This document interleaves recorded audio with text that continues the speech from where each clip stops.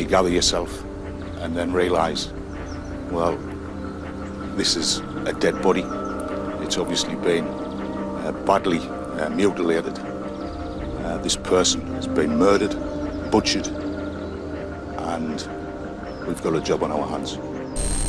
When a young mother of 4 went missing in the small, quiet town of Darlington, no one knew what to expect until her mutilated torso was found dumped inside a trash bag. Who could have done such a horrible thing, and why? Horrifyingly, it emerged that the killer was someone in town and that he had been going around bragging about the murder. And what's more, he claimed that he had eaten parts of the woman's body. Hi guys, welcome to Crime City. Today we'll look at the scary case of David Harker, the youngest cannibal in the UK who cooked human spaghetti.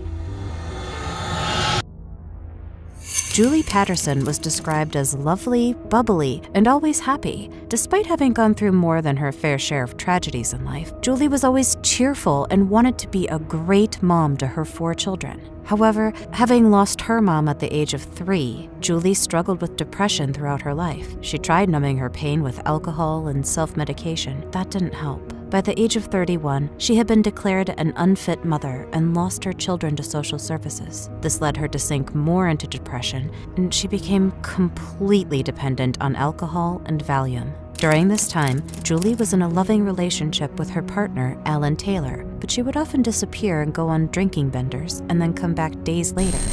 Or she'd just disappear. We didn't know where she went, but she would just appear back again.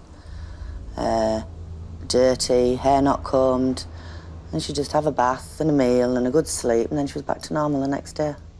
So when Julie went out the night of April 6th, 1998, Alan wasn't really worried. He figured that she was experiencing one of her episodes and would come back as usual. But unfortunately, this time around, she never did. In fact, it would be the last time that Alan would ever see her alive again. Like all the other times, just waited till she came back, and obviously started looking when she hadn't come back. Alan knew something was wrong when Julie missed an appointment with one of her daughters. Julie loved her children, and even in her drunken state, she would never intentionally miss an appointment with them. So what could have happened to her? By this time, Julie had been missing for about 3 weeks, so Alan went to the police and filed a missing persons report. But at the time, he had no idea of the horror that was about to unfold.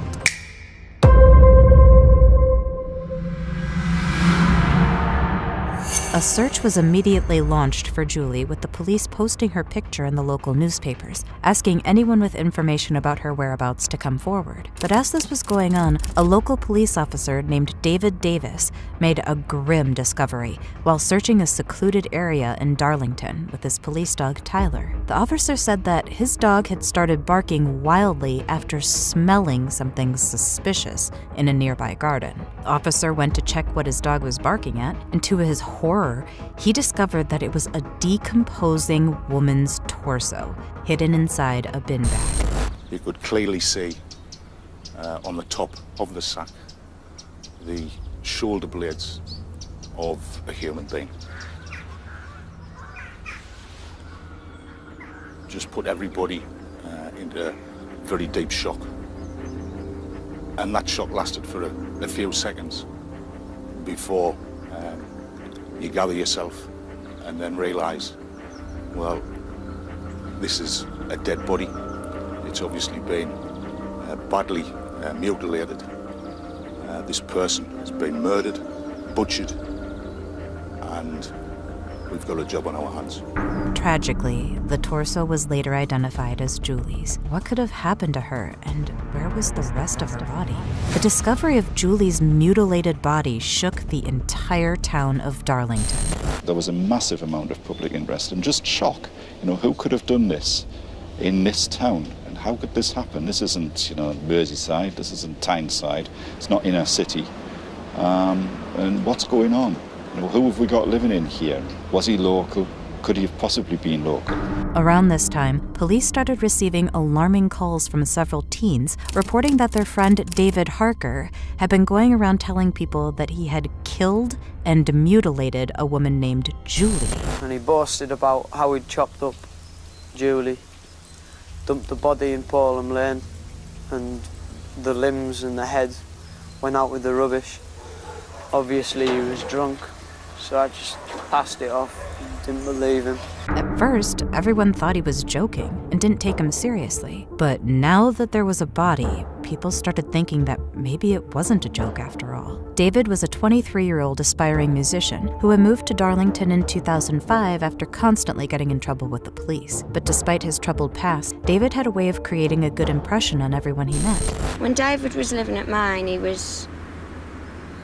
wasn't paying any rent or anything, and my mum didn't mind because he was paying us really in his kindness. Like, he was always doing his bit, you know, cleaning up, tidying up, helped me with my homework.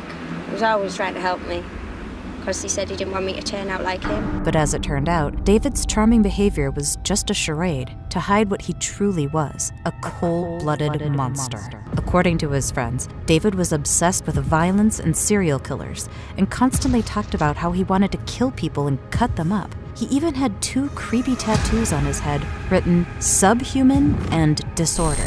Harker used to tell us stories in funny voices about how he was going to take us down dark, secluded alleyways and kill us and that, but we used to just laugh it off, you know what I mean, think it was funny.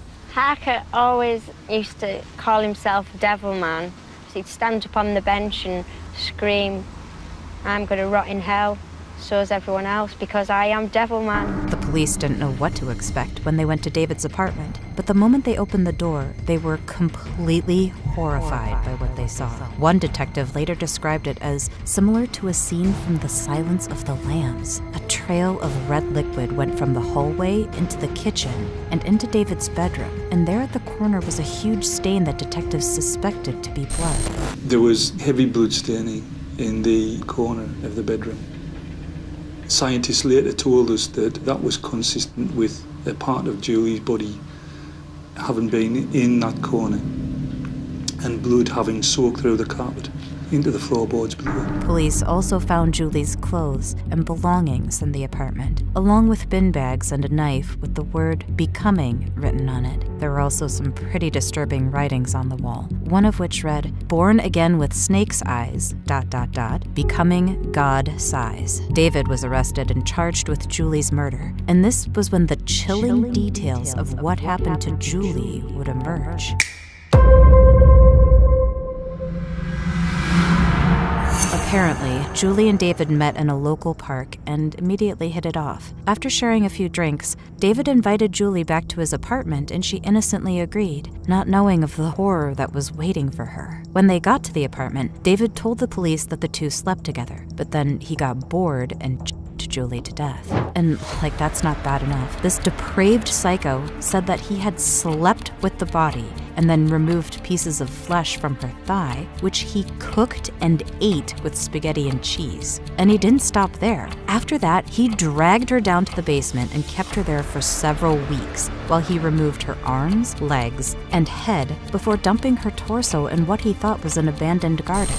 Julie Paterson's father, brother and sister-in-law entering court this morning to see David James Harker make his first appearance on the charge of murder. David James Harker was led into the courtroom in handcuffs for his own protection and because of the serious nature of the offence. He was flanked by security and other police officers wearing protective jackets guarded the rest of the courtroom. No bail was requested. Now, get this. Despite having confessed and bragged about mutilating Julie, David's charge was reduced to manslaughter on grounds of diminished responsibility. He claimed that he was hearing voices when he committed the evil acts and told the psychiatrist that he had killed 2 other people. He talked about being a serial killer like Hannibal Lecter, saying, quote, "People like me don't come from those films. Them films come from people like me." However, the police could not find any evidence to support these claims, and they believed that David probably made some things up, especially the part about eating parts of Julie's body in order to gain notoriety, and unfortunately, it worked. His story made headlines in some of the major newspapers, and he was even given the name the Cannibal Killer. He seemed to be desperate to somehow impress people with what he was saying. And at the time, I know that he was trying to contact newspapers and try and convince them that they should write a book about it. In February 1999, David pleaded guilty to manslaughter and was sentenced to life imprisonment with a minimum of 14 years before he's eligible for parole. But his streak of terror didn't end there.